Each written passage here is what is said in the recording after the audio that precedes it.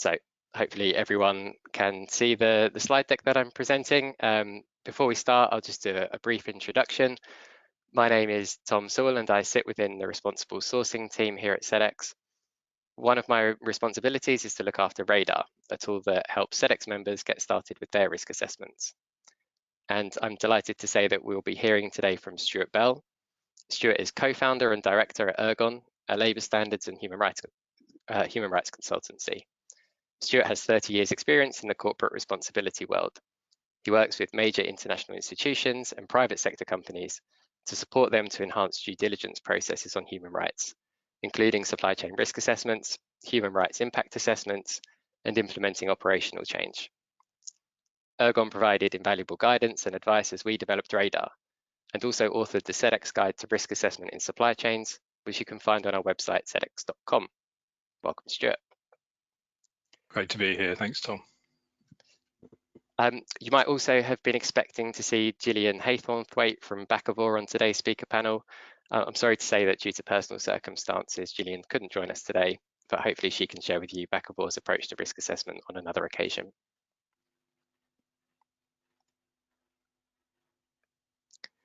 So here is our agenda for today's session. Firstly, we'll cover off what risk assessment is and why it's important that businesses proactively seek to understand what risks workers in their supply chains might be facing. We'll then spend the bulk of today's session hearing from Stuart, who will explain the practical steps a business can take to get started with their risk assessment. I'll then briefly introduce you to Sedex's risk assessment tool Radar, and we'll have a few minutes at the end for questions and answers. So please do use the question box on the right-hand side to submit questions throughout the webinar, and we'll review these at the end.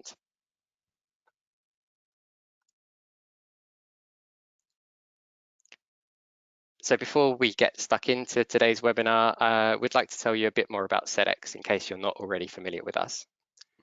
Sedex is a membership organisation that provides one of the world's leading online platforms for companies to manage and improve working conditions in global supply chains. We provide practical tools, services, and a community network to help companies improve their responsible and sustainable business practices. So we were founded over 16 years ago in the UK by retailers and their suppliers looking to reduce duplication and improve working conditions through a process of continuous improvement. Since then, we've been joined by tens of thousands of members operating in different sectors across the world who have a combined responsibility for the welfare of 33 million workers. We're probably most well known for our audit methodology SMETA, the Sedex Members Ethical Trade Audit, which is used widely by both Sedex members and non-members throughout the world.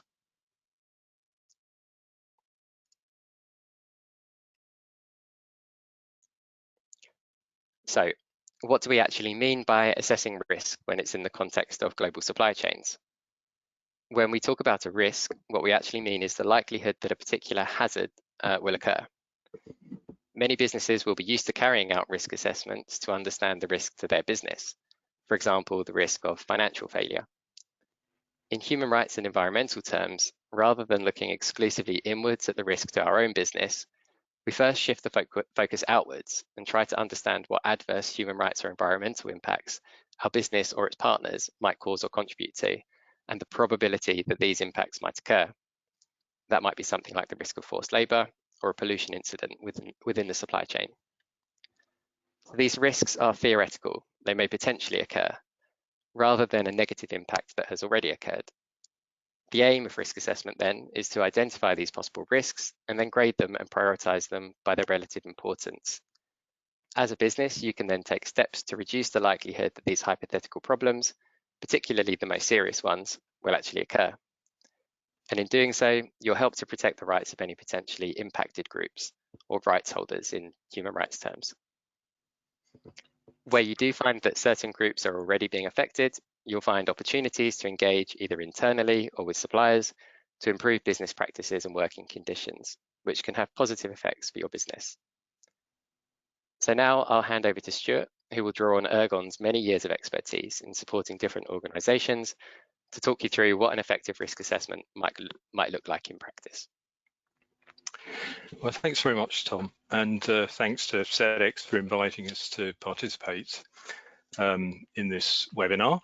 As Tom just said, I mean, we are a consultancy. We've got 16 years experience we work primarily on, almost solely on business and human rights issues over a range of different sectors, different client groups. And in recent years, we've been doing a lot of work around risk assessment in supply chains, which has been driven by a number of different factors. So we work with brands, retailers in different sectors, with banks, the financial sector, and also with international agencies and certification bodies as well, who are also starting to look at risk factors. Again, as Tom said, we were very happy to work with Sedex in the development of their risk assessment tool, providing advice and particular research, and he'll be talking about that a bit later. But what I want to do in the next 20 minutes or so is really start to unpack what risk assessment actually is and what are the practical steps that you can take to try and start to identify these issues within businesses. So if you can have the next slide, Tom. I mean, the first thing to think about is really what is risk, and as businesses, you'll be very familiar with thinking about risk to your operations, to your businesses, interruptions in supply, financial risks, credit risks, that sort of thing. So risk is normally thought about in terms of those sorts of risks for business. But when we're talking about human rights and labour and environmental issues, actually we need to turn that around and think about the risk to the people involved. So it's to workers, to communities, risks of pollution to environment, etc. So, and the sort of issues that we're very familiar with, all too familiar with in some cases, that do affect these groups are things like forced labour, sexual harassment, working hours, minimum wage breaches, health and safety, etc. So those are the risks for the rights holders in the jargon. Those are the risks for the people involved. But that doesn't mean to say that, well, that's the other side of the coin in terms of the risks for business, because any of these issues which appear in your supply chains will of course create risks for you as businesses. So whether that's in terms of legal penalties, certainly reputational damage if there's increased scrutiny or press reporting. We're getting increasing examples of customers who move away from suppliers where these sorts of issues occur. And underpinning all of these sorts of impacts which can affect your business are regulatory changes. So coming down the road, we've got potentially due diligence legislation at EU level. We've already got particular pieces of legislation on rights issues such as modern slavery in the UK, Australia, etc.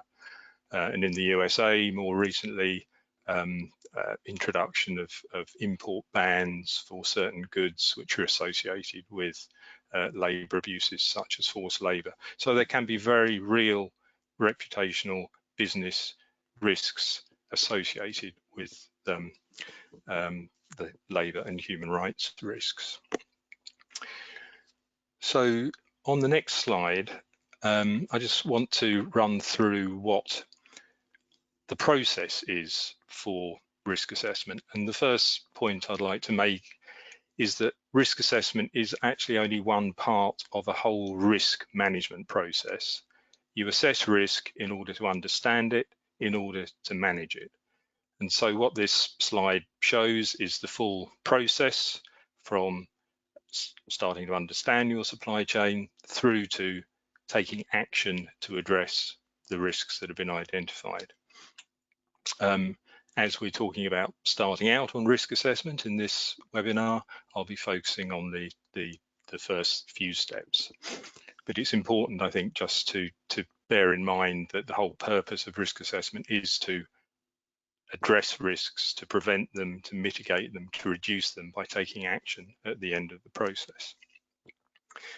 So where to begin with? Well, first of all, it's obvious perhaps to understand what your supply chain is. So you can't manage your risks unless you know where your suppliers are, what countries they're sourcing from, and who their suppliers are.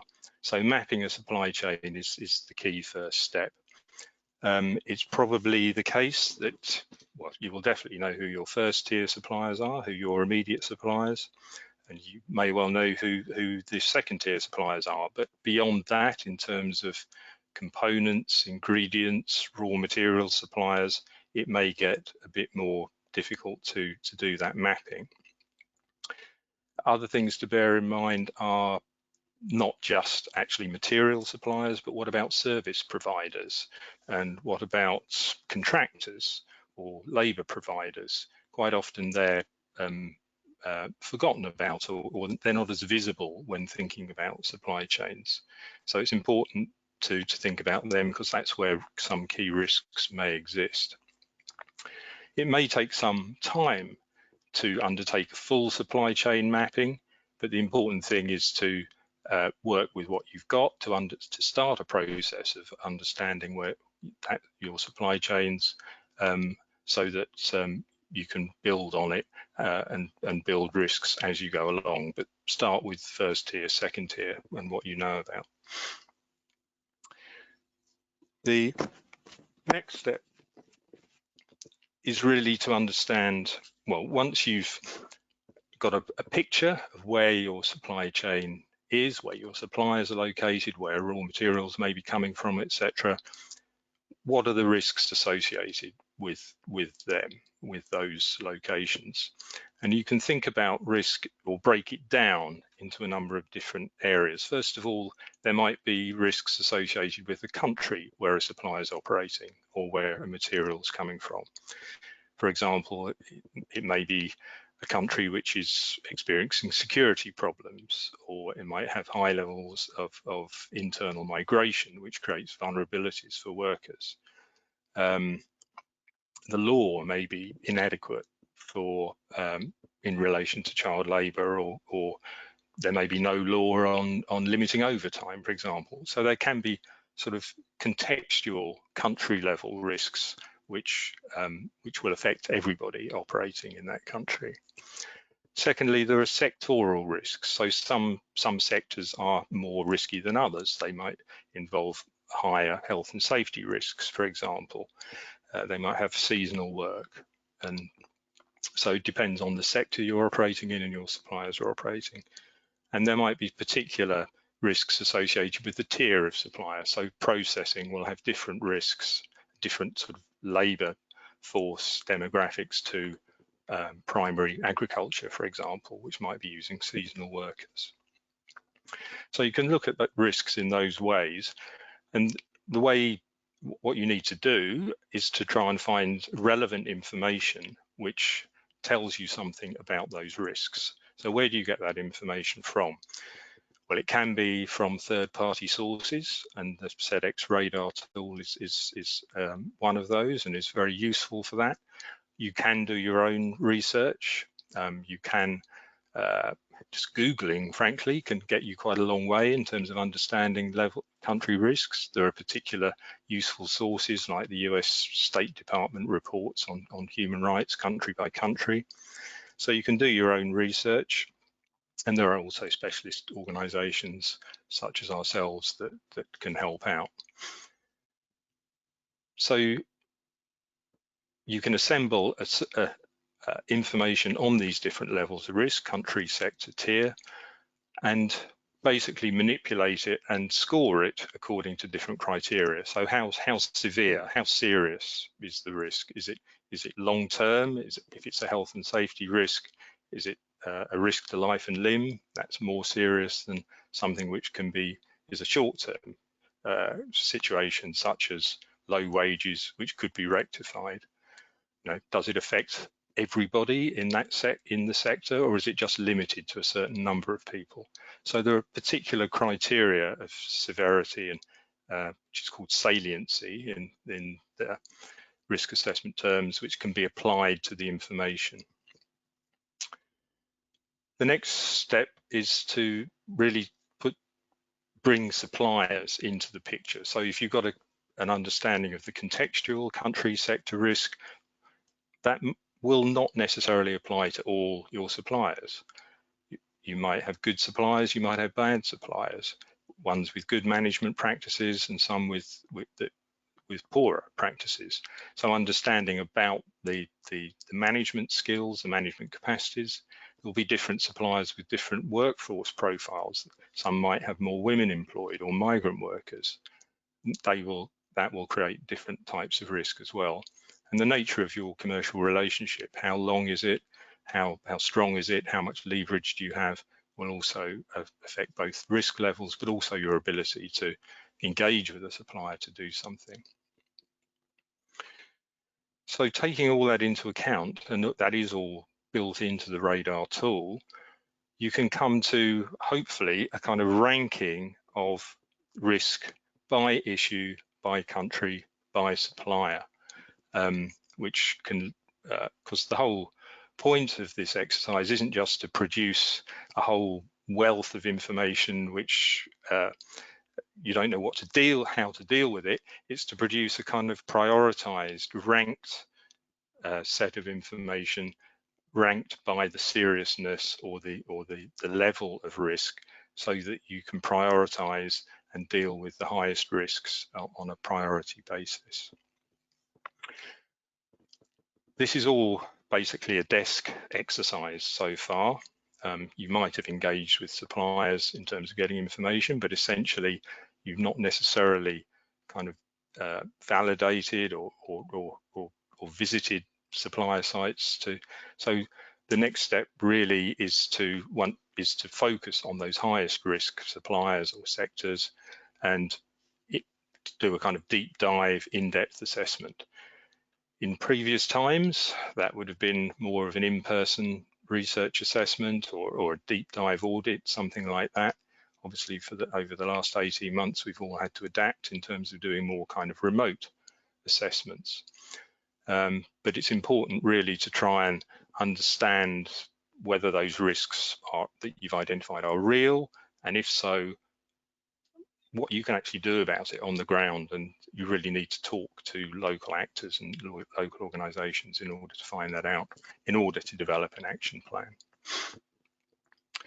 So if we move on to the next slide, I mean, just a few reflections on carrying out these sorts of assessments in practice. As I said, the most important thing I think is really to not try and take on absolutely everything at once, is to start somewhere. So focus perhaps on your most important products or your most iconic products, or focus on a particular group of suppliers. So we've done a number of assessments recently for different clients where, for example, for a luxury brands group, they picked out two particular materials rather, in leather and particular precious metals that they wanted to focus on. So they had a lot of other raw materials, but they just limited their risk assessment to these because they thought, from what they already knew, that these were higher risk. So we risk assessed those products in the particular countries of origin. Another example for a UK media group, they had a particular concern about one issue, modern slavery, and they limited that to particular business operations that they had. So one of those was crews of construction workers laying cables in the street, which they knew were outsourced generally to other contractors, subcontractors, and they knew there was a risk there. So they limited the risk assessment to a particular issue and a particular business operation. So you don't necessarily have to do the whole thing all at once. Take bite-sized pieces if you're limited in resources. Next point is really about internal involvement. Quite often risk assessment is done by a small team or an individual within a company, in the CR team or the sustainability team. It's really important to involve as broad a group of people as possible, commercial teams, buyers, and also suppliers, if that's possible at an early stage. because if there's going to be meaningful action at the end of a risk assessment, you need some buy-in from these sorts of people. I mean, it's also important to involve other internal colleagues, because quite often they have information that is very relevant. It might not be called risk information or human rights information or labour information, but buyers, for example, who visited suppliers will have picked up information. They will have noticed things that maybe make them a bit uneasy, or picked up information about suppliers' capacity, which will be relevant. So bring in-house resources. Quite a lot of information you'll find is already known within businesses. You don't necessarily have to go to these, get everything from external information sources. But it's quite likely that you will need to augment it, and so the kind of external sources that I mentioned earlier on will be important. And the next slide is keep it simple. There's a lot of jargon involved in the kind of business and human rights world now, and I've been have already used some of it, so saliency and rights holders, things like this. Really what we're trying to understand is bad stuff that might be going on in your supply chains. So try and keep the language simple, and certainly if you're talking to suppliers in certain countries, talk about issues like worker welfare rather than human rights. Human rights can be a very kind of loaded term in some countries.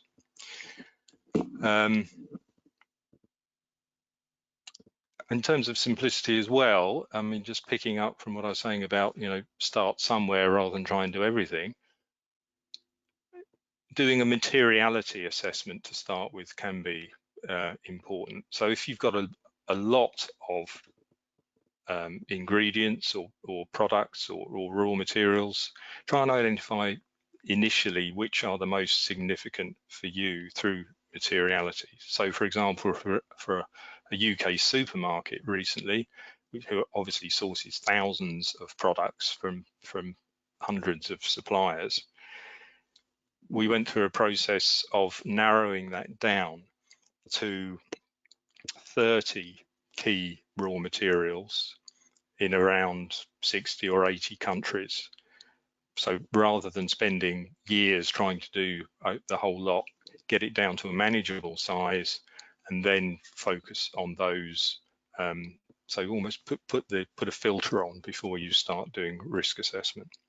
And another way of keeping it simple is to sort of bucket all the risk issues. So we know that there's a whole range of different issues under the ETI base code and SMETA, for example. There's more than 70 human rights conventions. That's not very helpful to try and risk assess all of those, but you can group them under certain headings like working conditions, forced labour, child labour, environmental issues. So, and that doesn't necessarily mean you're going to miss things, because a lot of the underlying causes of risk actually are the same in terms of different risks. So poor working conditions will generally have similar kind of underlying factors behind them. In terms of the kind of scoring and how do you arise at get to a prioritization ranking of risk, you can quite often end up with arguing about whether something should be 9.8 or 9.7, when in fact it's not a science when you come down to it. If something is scoring very highly on a risk ranking, it's high risk. You need to be doing something and focusing on it. So simplicity is really also about sort of bracketing risk categories quite broadly, rather than trying to be too scientific about it.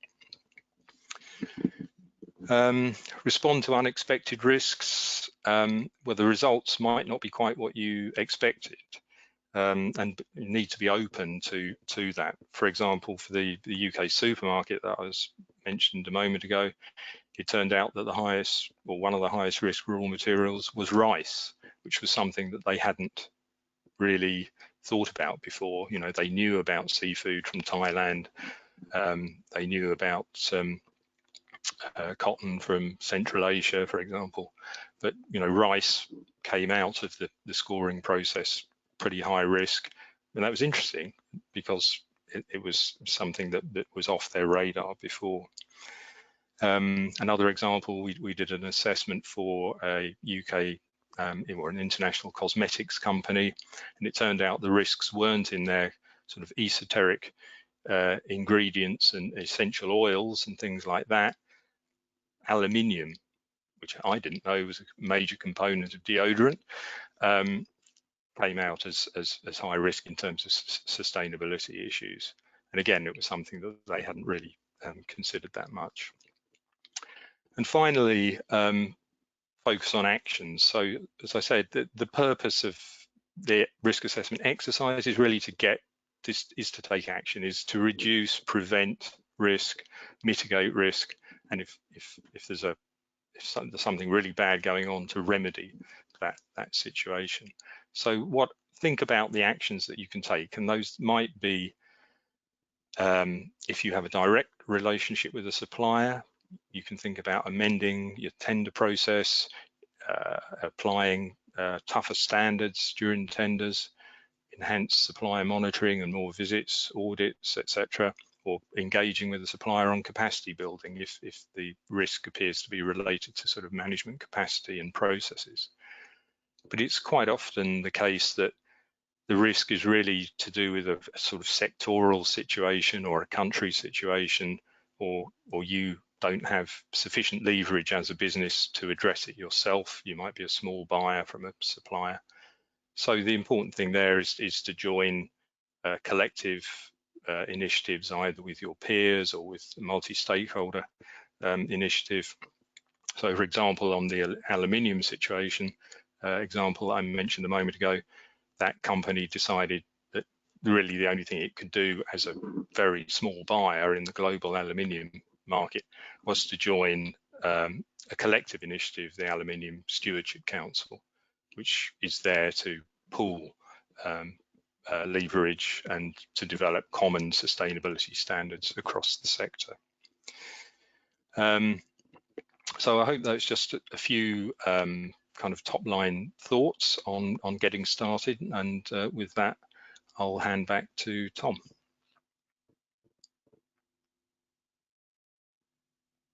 Okay, thanks a lot, Stuart. And like I said to everyone, you should have the ability to ask questions within interesting. It says that I'm off mute. Let me. Can you hear me now, Stuart? No? Let me see if it's okay. It might just be you, Stuart, that can't hear me. I'm getting messages to say that other people can hear me. So I'll crack on, and hopefully it will come back to you as well. Yeah, as I was explaining, we do have a chat functionality and some time at the end of this to answer any questions. So if you have any questions about what Stuart just covered and things that you're thinking of that might help you get started, and please do pop them in the chat and we'll revert back to those. Just briefly then, I'd like to talk about a tool that we released at Sedex last year called Radar. And this was developed by the sustainability consultancy Antithesis with guidance from Ergon and other experts. And it enables Sedex members to conduct a risk assessment of their business or supply chain, assessing risks by country and sector across 14 different risk areas, such as forced labour, health and safety, and gender inequality. So Stuart talked about the data sources that are available, and Radar provides scores based on many of these data sources. So we look at independent and reputable data sources from organizations like UNICEF, the International Labour Organization, the United Nations Development Programme, the World Economic Forum, Yale University, and many more. And Radar also includes site-specific data. So based on information that's entered by suppliers into the Sedex platform through a self-assessment questionnaire, as well as from the third-party audit reports that we store on our platform. And most recently, we released a forced labour indicators tool that helps businesses to better understand where forced labour might be occurring in their supply chains by drawing on audit findings, as well as a custom forced labour index that was created for us by the team at Ergon. So by using Radar's intelligence, we hope that businesses can quickly and easily understand which of their suppliers are most likely to be exposed to these labour and environmental risks. They can then take action to understand whether any of these adverse impacts are being found in practice. And of course, if they are, then look to understand what the causes of those might be and seek to address them.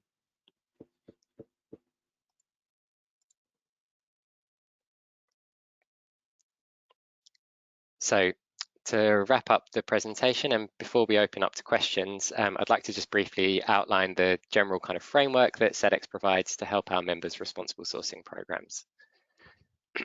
So through our online platform, suppliers can complete a questionnaire that they can share with multiple customers. So sharing data about the composition of their workforce, as well as the systems they have in place to manage labour standards and environmental risks. Our risk assessment tool then helps you to segment suppliers into higher or lower risk categories, as we talked about, so that you can then use your resources most effectively. Any ethical audits that take place at a supplier site can also be uploaded to our platform by the audit company and shared with the buying companies, helping to reduce audit fatigue and allowing suppliers to understand where improvements are needed to meet those international labour standards.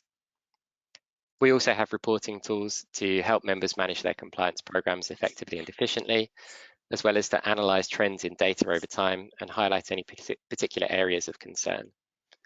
And finally, we have a suite of e-learning modules that can help companies to understand how to make improvements that benefit workers as well as their businesses.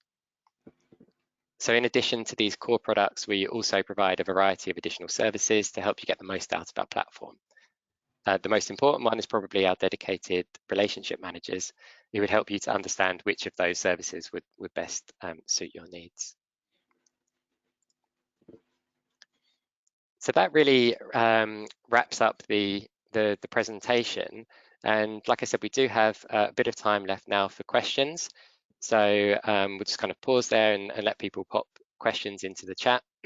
While you're doing that, I've noticed that we've got a lot of small or medium-sized businesses joining the call today. So I'm just going to pose a question to you, Stuart, about those people who might be kind of looking at the various steps and stages involved in a risk assessment model and thinking, you know, we see bigger brands who have dedicated corporate responsibility teams, and you might have some people on this call that are kind of being asked to look at this outside of their day job, and it can perhaps seem like an overwhelming task to get started. What's the key kind of advice of all the things that we spoke about to help them maybe not feel so lonely and feel like they can get started in their journey? Have you got a particular piece of advice that you would give to them? Well, I think it is the kind of keep it simple, start somewhere piece, really. It can seem quite daunting if you have a lot of suppliers, if you've got a complicated supply chain, but really don't let that be the, don't let the best be the enemy of the good, or whatever the phrase is. It's better to start doing risk assessment on perhaps one product line, one group of suppliers, even just one country, than to feel overwhelmed and do nothing. Which, if you're faced with a whole range of different issues and different sources of materials, it can feel that way. And certainly if you're being asked to do this, on top of your day job, you're certainly not alone. There's lots of people, I think, in small businesses and smaller companies who are facing that. I mean, I think the other part of this is actually, there's an awful lot that can be done by, using a tool like Radar. It is very simple to use, and it gives you very good, solid results almost at the push of a button. And I'm not just saying that because we contributed to the development. It is a very good tool. Well, I like that answer, Stuart. Perfect. We didn't rehearse sure, honestly. We've had a couple more questions come in, and I think people are actually looking to use Ergon services, so I can put you in touch afterwards. I'll try and maybe rephrase the question slightly. So we've heard from Maria that one of their biggest challenges is getting a good view of their supply chains at tier 2 and beyond. They've asked specifically whether Ergon could support with that, but I guess what would your kind of advice be about how do you go about getting that extra the information beyond the first tier where it might be slightly harder to map? Is there any kind of key advice you'd give there? I think if there are suppliers at tier 2 in your supply chain, which they will be known by your tier 1 suppliers, so you have to use your leverage with the tier 1 suppliers. Now that can be difficult in terms of getting them to disclose names and locations, but as a final user, you are bearing the risk, the reputational risk of issues being found in your supply chain, so you have leverage to do that. The other issue I think is raw materials which are bought on commodity markets. So there isn't necessarily traceability for certain raw materials. It's getting better, but materials like cotton, for example, or sugar, you're not necessarily going to know, where the country of origin is initially. You can do work in terms of asking and finding out, but initially you won't. So a lot of risk assessments that we've done, we will do likely countries of origin for raw materials, so the top, we'll do the top 6, by export value for cotton or sugar or wheat. And then the assumption has to be, well, if any of those come up as high risk, that's a priority to find out from your suppliers if they are sourcing from any of those countries. Great. And so Vijay asked a question. I'll kind of rephrase this slightly. It's an interesting one. It's saying I think Vijay, presumably you're coming from a supplier perspective here in saying that finding it difficult to meet the requirements of buyers because of a loss of business. And I guess that kind of speaks to a wider question around that you alluded to, Stuart, in terms of engaging with suppliers. I mean, what advice would you give in terms of the need to not only assess risks and expect the supplier to manage those, but also making sure that you're kind of working collaboratively with them, because we often hear about buying organizations that might set expectations for suppliers, but what kind of things do you also need to do to make sure that your suppliers can meet those expectations? Yes, well, I mean, certainly whenever we are advising clients at the end of a risk assessment process, we never advise walk away from a supplier, or if we're advising, well, actually you need to increase or strengthen supply chain standards, that's always accompanied with engage with suppliers to help them understand what those standards are, so they're not just imposed from the top, but also to understand what that means for them in terms of the resources that they require to implement those standards. It's not helpful to just impose tougher standards down supply chains. All suppliers are under price pressure, and have other pressures that we know about at the moment. So it is a partnership in a supply chain and trying to improve that partnership. Now that's all good in theory, and we know what the commercial realities can sometimes be, but that is how the situation should work in practice. Great, and I'll ask one that we've had here that's really about talking about due diligence and looking to conduct due diligence, and you mentioned the legislative requirements and the changes that are underway, and soon we're expecting that human rights due diligence will become mandatory within the European Union at least. How does this kind of risk assessment process fit into that broader picture of due diligence? What's the connection between the two? Well, it is absolutely central. it's understanding risk is the first part of due diligence. So if the due diligence process, which is likely to be enacted and is already in certain things like the Modern Slavery Act, is derived from the process which is originally set out in the UN Guiding Principles on Business and Human Rights back in 2011. And due diligence there is risk assessment and then remedy, doing something about the risks and impacts that might be in your supply chain. So risk assessment is core and central to an effective due diligence process, and will get you a long way towards complying with any legislation that comes down the road. Great. We've had a couple of practical questions around whether we'll be sharing the presentation with the audience. So I'll just reiterate that yes, we'll follow up with an email sharing this presentation. We'll also provide a link to the guidance document that we have that helps you to really understand in detail how to assess risk. We also heard that Radar is a very useful tool and very easy to understand, everyone. I don't think people can see the question, so I'll just share that with you all.